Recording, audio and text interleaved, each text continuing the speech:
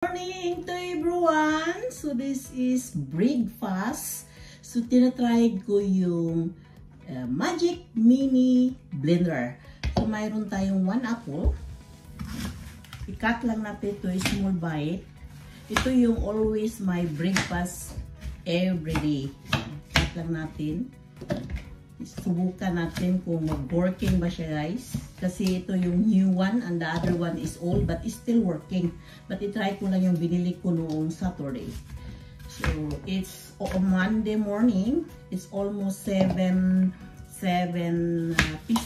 Ang working voice is 7:45. So, mayroon tayo na lang 30 minutes to go. Ito na, guys. And then, mayroon tayong strawberry. Yung strawberry, lagyan lang natin siya na mga 3 pieces. Ayan. Ayan lang. Strawberry. Of course, mayroon tayong raspberry. Ay! Yan, ito ang mga breakfast ko every morning. Raspberry. Yes. And then, I have a little bit avocado.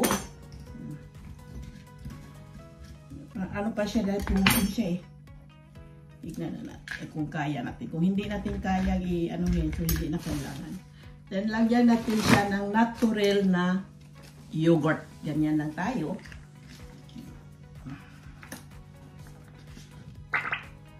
Yan. And mayroon tayong milk, fresh milk.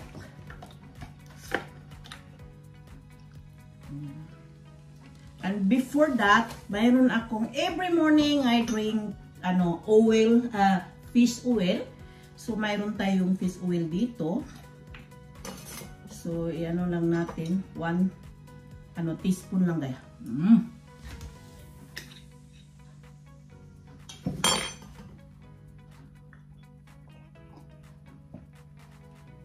Drink with water. So ito, mayroon tayong kape. Gagawa tayong kape. Ito talagang morning routine ko, guys. So may kape. Yes. Ayan. Let it cold. So kape lang siya. Plain lang na kape without no sugar. So ito na. Tatapos na. Takpan lang natin ito. And then i-blend na natin. So, i-try natin yung yung Magic Mini Blender. So, ito na, guys. And this is it. I-try natin. Wait there in a moment. And then, start. Paano mag-start ito, guys? That is problem.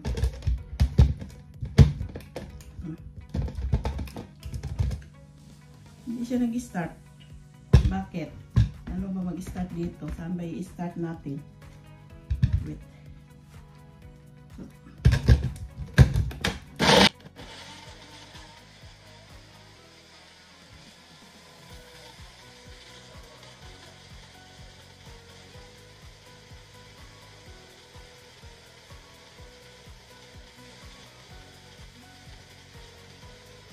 Now that is done, titignan na natin.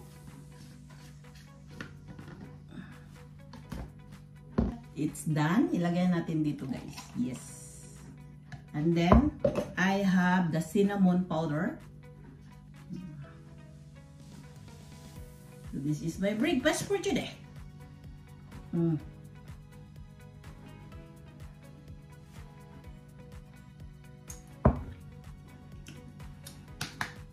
So this is breakfast for me and this is cafe. So nakaminom na akong vitamin na fish oil. Everyday yan. Ito yun everyday. At mayroon tayong egg, boiled egg. An 8 liter. So this is it. This is my son breakfast egg and tomato and is also I made the smoothie or shake in my son yung banana and strawberry and raspberry. So i-serve ko na sa kanya. This is ng breakfast, guys. Ito yung breakfast ko.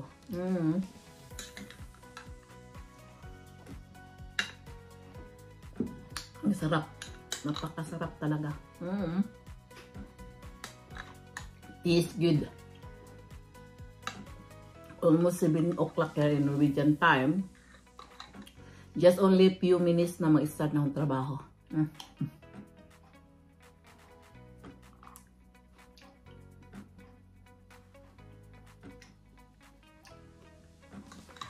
Yummy. Unhealthy. Sa ganito na lang, busog na akong busog. Magutom ako mga 12 o'clock. So mayroon akong baon. Kahapon yung leftover na salad at saka yung hamburger na karne. Kinislice ko lang siya ng stripe. So yun ang baon ko. Pero ito busog na ko.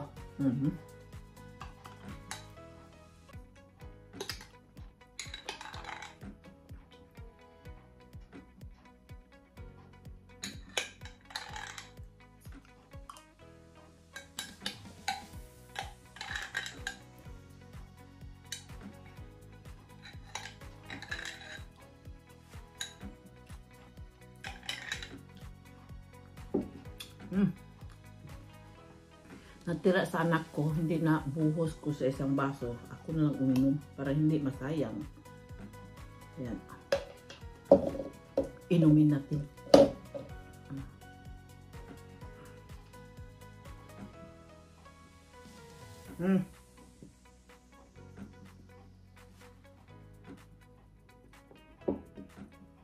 Nasa sayo niyo na kung anong klaseng fruits ang gawin ninyo. Sa akin, gumamit ako ng 1 apple, little bit strawberry and raspberry. Mayroon akong avocado na frozen, nagmadalian ako. So, hindi ko na lang hindi ko nilagyan, pero usually yun ang everyday kong breakfast. Hindi ko nilagyan siya ng no sugar, no add sugar, just only yogurt or my fresh milk ako kasi tayo sa diabetes, guys, be careful. Kasi nandyan ako sa boundary. Kaya sabi ng doktor, mag-careful ako kumain ng mga sugar. So that is for dinner, breakfast today! And here's my 1 cup cafe. Hindi pwede talaga kung hindi makainom ng kape early in the morning. So drink cafe.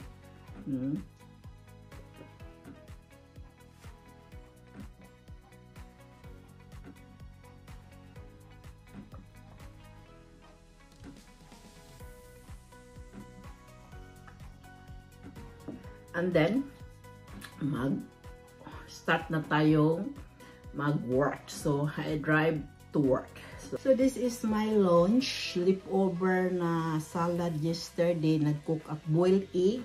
And then the stirred tomato. And this is it. Of course, mayroon tayong water. So, mag-work muna tayo, guys. Let's go. Driving na muna tayo. So, nandito na ako sa work, sa parking lot. So, mag-working muna tayo. Is almost 7:41. Is 4 minutes to go. So, mag-start na yung work ko. Madilim pa yung palibot, guys. This is it. Ang lamig-lamig dito. Almost, dito sa sakyan ko, almost 8. Maybe is 14 minus temperature. It's so cold. But this is life. Kailangan tayo magtrabaho, humanap ng makakumita para mapambiling pagkain. So, see you later! Hello guys! This is almost 3:30 in Norwegian time. Kukunin ko yung Christmas list sa balkon. Tingnan mo guys, maraming ice. Paano ako dyan? Oh, magkamang papunta dyan. So, kunin ko yung ice. So, I'm going to take away the light Christmas. Pero tingnan mo, ang kapal ng snow. Akyat ko lang dito na lang guys. Yan lang alternative ko. Bahala na si Batman. And then, akyat tayo dito. Nandito yung... Oh, wait, hindi siya makuha. Yan. Uy, ang lali. Yan, ito yung... Oh my God. And this is it. Kunin ko siya. Yan. Marami siyang snow. Yan ang kinuha. Yan. That is it para so kunin ko ito dito. So, gagawa na tayong dinner for today. Mayroon tayong pan, guys, mainit na siya. Lagyan na natin siya ng butter. A little bit butter. Then, i-fry natin yung ham. Meron tayong slices na ham na leftover nung Saturday. So, dito na siya guys. Fry lang natin yan. And then, this is it. And medium temperature. So, i-medium temperature lang natin. And then, mayroon tayong, yung pana doon dito. I-fry din natin yung vegetables. Multitasking. Lagay natin dito. Yan. Ito din. Ito na siya guys. And then, the potato. Ganito, magluto ako ng dinner. Madalian. And then, mayroon tayong lagay natin dito. Mayroon tayong ganito. Yung natin, yung ham. So, ang sunod natin gawin, gagawa tayo ng gravy. So, mayroon tayong butter, naka-milk na mag-add lang tayong flour. So, ipakulo, lang natin ito. Yan. At ganun lang. Ganyan, napakasimple lang ito guys, na madali ang pagkain. Pero masarap ito talaga. Full temperature. And then, pinafry ko side by side. And then, in-off ko siya. Pero, ginalagay ko na siya. Pero, yung ang resulta, sapti na sapti siya guys. This is true. Then, mayroon tayong dyan. Garlic. Ilagay lang natin dyan. Broccoli. Lagyan na natin siya kaunting tubig. Parang hindi siya masunog. Yan. And put that is that. And then, lagay tayo ng salt at pepper.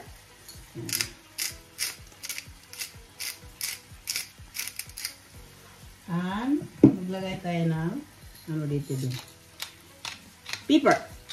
So, pabuhay lang natin dyan. And then, ito na yung natin. Ang next natin gawin, lagyan natin yung tubig. Yan, dahan-dahan lang. Yan. So, ganyan akong gagawa na gravy. Napakasimple lang guys. Na natin. And then, lagyan ko siya ng cubes. Then, 4 cubes. Lagyan ko lang dyan siya. Para masarap naman siya guys. Pwede pepper lang salt. Kung wala kayong available na cubes, pwede kayong gumamit lang na salt and pepper. So, and then mayroon tayong ganito. And then lagyan din natin ng salt para medyo masarap ang luto natin. And then mayroon tayong coloring to become is, lang siya, light lang ang color. Lagyan natin ganitong kulot para medyo ma-brown color siya. Ganyan lang, napaka-simple lang yan guys. Ito na, in-off ko na siya para nag-juicy siya. Ito na siya guys. Para juicy ang resulta. Anong gawin ko ng sauce na yan, lagyan ko siya ng little bit chili powder. To make it extra yummy. Kung mahilig kayo sa chili, pwede nyo lagyan na yan. Kaunti lang, not much.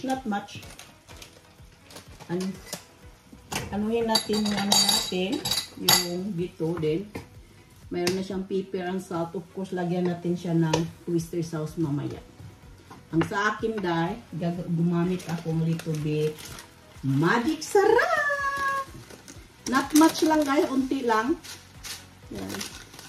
Yan, that is this one.